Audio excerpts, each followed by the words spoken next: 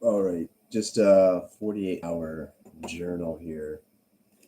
Today is October 6th, 2024, and the video is going to be describing what occurred on it's like October 4th and October 5th. So Friday and Saturday. I just want to begin with Friday. So Friday I had a semester exam. It was one exam out of I think like four exams or five for the semester. So I arrived there to school, finished that up, and the following weekend, which is next weekend, we have a lab exam. After I had finished that exam, I was inundated with a bunch of emails, one of which was a prior school that I went to. The education slash training coordinator sent me two, I guess it was one email with two attachments saying that there's two court documents on there that need my attention, and that I'm to open them. And every time I tried to open it, it was asking me for my Google password, but it was just like a regular email that she would send. It had her credentials on the bottom and everything. It had her little facial profile picture. It came from her exact email address. There was nothing really phony or false about it. But this was immediately um, after finishing my exam, which I felt pretty good about. And then I try to open it. I go to the lab. I try to open it, and I can't open it in my email. And it says that it's giving me this alert that there is a device, a Linux device coming from New York. I do have some screenshots of some of it, but honestly, the inundation of abuse and the inundation of tactics, psychological warfare, technological warfare like this is so immense in volume that it just consumes too much of my time. So I hit it. I'm going to start doing these vlogs intermittently and try to make sure that um, I only go into great detail unless I need to, but I'm going to do a solid on the vlog, and I'm going to just at least show you a recording of the conversation that I had. So I'm going to do a quick screen share, and then we're going to go talk more about the day. And long story short, this was a part of the school sabotage because it was my last day to be in lab to actually put my hands on what we were going to be examined over in the following week. And so I had to go home. I couldn't even stay there because I was wondering what this was about. Seeing there was court documents that perhaps it was like a summons or something, and I couldn't access it. I knew something was I had an index of suspicion something was up, but I had also an index of suspicion something was right because I do have things going on pertaining to this particular school and this program. So, long story short, I went home, and so I botched my opportunity to spend 2-3 hours getting ready for the lab exam. And I get home and I start navigating, troubleshooting. Finally, I call this lady, and this is what she has to say. Now, mind you, there is nothing peculiar about the overall email. The email has her avatar and her face, her personal face on it, has her email address on it, has her credentials and signatures in the bottom left on it. Everything is just dress by dress. But the second you click on it, all it says is that it just requires additional authentication, whatever, and it brings you to this Google window where it wants you to sign in again, okay, and do another password again to sign in. Then when you sign in and hit enter, it just sits there and rotates on this little bar, this little blue bar. It just keeps going back and forth type of thing. So, anywho, um, I'm going to do a quick screen share, and we're going to listen to that.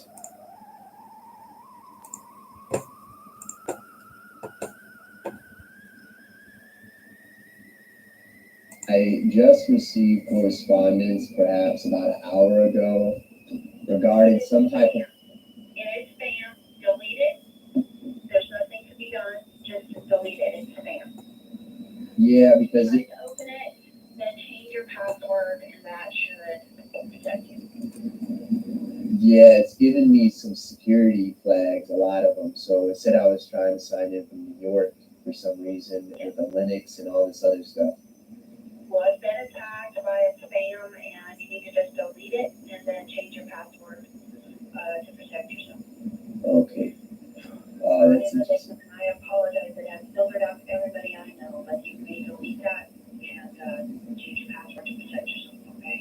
Yeah. All right, thanks. So right after this bullshit.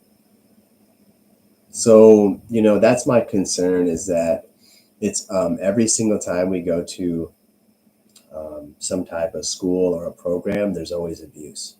When I was in my master's program and to the University of Toledo for a physician assistant school, my research papers were being erased. So I would write my research paper on, I think it was like therapeutic hypothermia, and I would find that as I was creating the papers and whatnot, and going about building this process, I was being infiltrated, and then they were erasing that stuff while I was in my master's program. And then I'm slandered out of school, and then I'm in debt 35, right, roughly 35, 32, $35,000. And I have this entity and people using these McCarthy, KGB, like red tie type tactics. And now I have, previous employers who attack me, and she's just playing it off, and the thing about it is every time it's done, they're always playing it off. Every time it's done, it's like this nice, oh, this happened, that happened. It doesn't matter how nice they are. It doesn't matter how aggressive they are. It's the fact that it's happening, right? Again, it goes all back to the precision and the accuracy. The precision and the accuracy, right? I can go on and on and on. I'm not going to go down a rabbit hole. I'm not going to go down these conversations about the technology that people in other parts of the world or other states are talking about when it comes to like this whole, I guess the phrase gang stalking or whatever you want to call it. You know, people tout that it's microwaves and radar and GPS and all this other stuff. And honestly, none of that really even matters. It's just the fact that I have objective information that shows two things: precision and accuracy. If you have precision and accuracy everywhere you go all the time, then obviously it's technology, and that's all you need to prove. Regardless of how miraculous it is, their ability to, time your sleep-wake cycle, time when you use the restroom, time when you walk in and through corridors in buildings or passageways, time how you drive, where you drive, when you drive, time what you do in the grocery store. All of that timing, all that accuracy and precision, there's only one thing it could be. It's called technology. There's no need to like go out and say or cry wolf that someone has a chip in your brain or anything like that. It just doesn't even matter. It's just the fact that you have objective information that shows precision and accuracy. Okay, so anyways, long story short, this is when I get home from school on Friday. Blew my opportunity to stay the extra couple hours and study on the lab. So this is an infiltration of my school performance. And after this, I stay home and do some things. I forgot what now. But Saturday, I wake up and decide that I was going to go, fill up some gas in my motorcycle. So I go hop on my motorcycle, put some gas in it. I was feeling a little frisky. Finally got done studying for one of the semester book exams. So I was like, let's just go take a ride. So I hop on the interstate immediately. I have blue vehicle, police vehicle greeting me on the on-ramp. As I'm coming out, police vehicle pulls in front of me. I get up to this exit, decided that I was going to give me a little Chick-fil-A sandwich. Haven't been to fast food in honestly, I would say over 6 months. I would say it's been over 6 or 7 months since I enjoyed something fast food related. But I noticed, Chick-fil-A was right here. I was like, let me get some Chick-fil-A. Want to give me a nice little Chick-fil-A sandwich. Pull up to the drive-through. It's packed, right? Every day, except Sundays, Chick-fil-A is always packed. No matter where you go, no matter what city. Sure enough, this Chick-fil-A was packed too. So I get up there to the drive-through and notice the left side and the right side. I got two drive-throughs. Pull up on the right side. It's going a little slow. Pull up to the left side. Well, as I'm thinking about there's a red Corvette that is parked in front of me. So again, red vehicle. And then as I go over there to the left side, I stop. And all of a sudden, guess what comes behind me? A red van. So a red van comes and pulls up behind me. And now I'm sandwiched between two red vehicles, okay, in this driveway. Along the route, I've got some red vehicles. I think even going into the driveway, there was two red vehicles going into the actual driveway parking lot as I arrived. So again, it was this inundation of red vehicles. Then I get and put that thing down my pants because I didn't have anything to, no holding the securing device, no satchels or anything. Start hauling ass back to the house. As I'm hauling ass back to the house, another police vehicle comes by and merges as I'm getting on. Okay, so today's pattern was like this red vehicle thing and these fucking cop cars. Okay, and I think both of them were SUVs. Both were police SUVs. And I take a right, go back down to my house. Now, at 4 o'clock today, this is around noon, maybe 11 or noon. At 4 o'clock today, I've got to go and do an event. Okay, I'm a paramedic, and in Birmingham. So I have this guy. He's a point of contact that I need to call. I figured, hey, let me just call. See if I could get maybe some information or preliminary information early. So I had called, I think, before I left. Yeah, I called before I left. Okay, and to go get gas. And I get home and get situated, go in the kitchen, open this wrapper, right?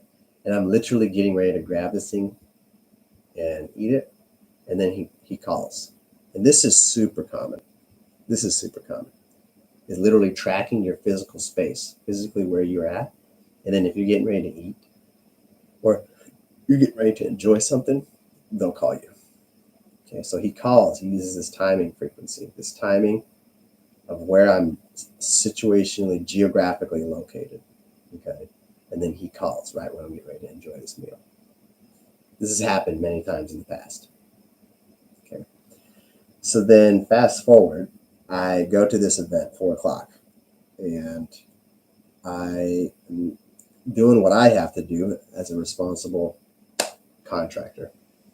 And I don't know anybody there. And I was sitting for a while, then I decided to go stand in a particular portion of the park as I'm doing outlook for first aid medical response. And I decided to go stand under a tent because I've been on the ground for a while. I'm kind of looking at the sky. I'm just looking at the sky and just kind of enjoying my peace, right? And sun has got a nice crescent to it. And all of a sudden, this female approaches me, and Black African-American female, got eyelashes. You know what they say about them type of women. Them eyelashes, you know what that means. Future has something to say about that. If they got eyelashes. Not going to say it. But anyways, I'm just sitting there in kind of peace, and I'm just sitting there, and all of a sudden, she starts accusing me, like confronting me, that I look like I'm mad and I'm going to beat somebody up. And this is a psychological punch. This is a psychosocial punch that I'm often inundated with when I'm at the workspace. Another psychological punch that they try to throw at you to steer you off responsibility, because there's responsibilities that need to be conducted while you're at work. It might be reporting to somebody, or it might be a task that you need to do. And her objective here is to sit here and create this psychological abrasion and make sure it weighs on you and disrupt the experience, right? So all you want to do is just go home and get out of there, right? Because you're doing basically a first aid, essentially. You're not doing anything technical. So they work on your mind. They kind of understand what you're about and who you are and how you function. And then they start working on that, and they start slandering you in this case. And they always do it in front of a group of people. Okay, so then what happens is it becomes part of this group dynamic where she opens her mouth in front of everybody, and then everybody's looking at you, kind of waiting for you to respond, and they're kind of chuckling and laughing, right? And so it creates this psychological environmental abrasion. Example of this would be, which is another real situation, was I could go on and on about these situations, but I used to do some internship time at Veteran Affairs, and this hospital, at the time I was in administration, and I was doing an internship for administration, and the administration that I was with was literally the head of administration, like of all of the departments. I was in that particular office where all the heads of the departments were, and I was trying to appreciate what it is they were doing. And there's a secretary to that department, right? Like you can't talk to anybody in that department unless you go through a couple of different people, type of thing. And everything seemed and appeared professional. Like I wasn't really appreciating anything that you would find at the lower, like front line, unprofessionalism wise. Everyone was about their meetings. Everyone was doing what they're supposed to do. All I could say was nothing but positive things. But there was this secretary named Melanie, maybe early 40s, Caucasian female, brunette. And the tactic of abuse in this point was to intercept me in the stairway and then come up to me and ask me, well, what do you think about everybody not getting along? What do you think about that? And she comes up to me and she intercepts me in the stairway where no one else is. I'm going to a different department to do some education. And she comes down the stairs and I'm going up the stairs. And then they insert this dialogue into your mind. And this is the type of KGB tactics that I'm talking about. Is there's no indication of abrasion. There's no indication professionally of any ill milieu socially. But yet she wants to come and bring in a new perception and weigh on your mind. And this is what I'm talking about. When I was in my master's program at physician assistant school, I was gaslit, is what they call that, gaslighting. Same thing when my director, guess where she intercepted me? In the stairwell. So we went, I don't know, it was in the stairwell of, I believe, actually our department in our building. It was, I was going probably off of either a class or a rotation, one of the two. And guess what? She's coming down the stairs. I'm going up the stairs. She intercepts me and starts talking about a future relationship that I had yet to know about or even understand yet. And she starts rubbing her hands and just kind of doing this and just laughing about it. And she had said this particular girl's name, Nina. Again, this gaslighting, right? These awkward, bizarre, and this is what they do is they go in, these are those KGB type tactics, and they go in and gaslight you. Purpose is to be of the utmost bizarre and the utmost strange so that it sticks. And this is a tactic that I'm going to talk about later that's occurred in my childhood. And the objective is to make it stick so that now when they start introducing a real stimuli, the next stimuli, or they start introducing events down the road, it sticks and it creates the stress, and it gives the algorithm of thought. Okay, so we're going to get more into that later. Again, I want you to also know that if you feel indifferent about anything that I'm saying, I really don't give a shit, and I'm going to leave my comments off from now on. And the other thing is,